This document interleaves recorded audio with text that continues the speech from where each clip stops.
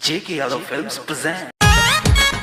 Presented by Albina Recording Studio, Simrao.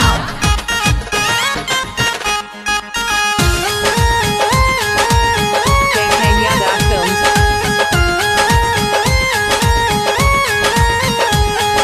Bharat में अइले अभिनंदन हो मोदी करे अभिनंदन।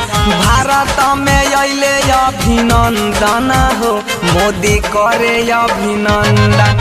रंगावा अबिरिया फुलावा के माला, फुलावा के माला हो, फुलावा के माला। हाँ हाँ माथा में लगावे खाती चंदन हो मोदी करे अभिनंदन। भारत में अइले अभिनंदन हो सब करे अभिनंदन।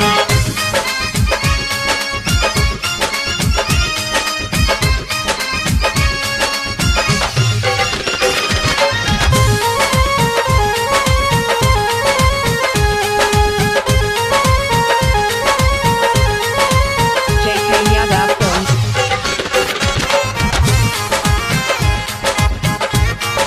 हाँ हाँ देशवा के शान खातिर जान भी गमैले, जान भी गमैले हो, जान भी गमैले।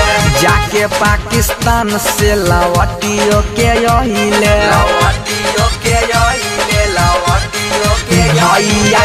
देशवा के शान खातिर जान भी गमैले, जाके पाकिस्तान से लवटियो के अइले।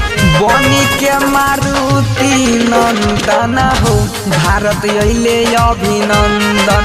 माथा में लगाई बचंदन हो भारत अइले अभिनंदन।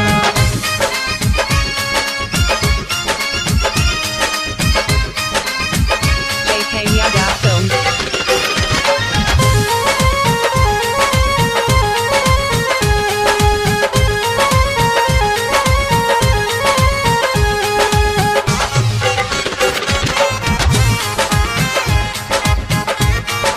हाँ हाँ रहले अकेला तब मानले नहार हो, मानले नहार हो, मानले नहार। ए हो भारत माँ के बेटा हवे देश के दुलार हो, देश के दुलार हो, देश के दुलार। भैया रहले अकेला तब मानले नहार हो।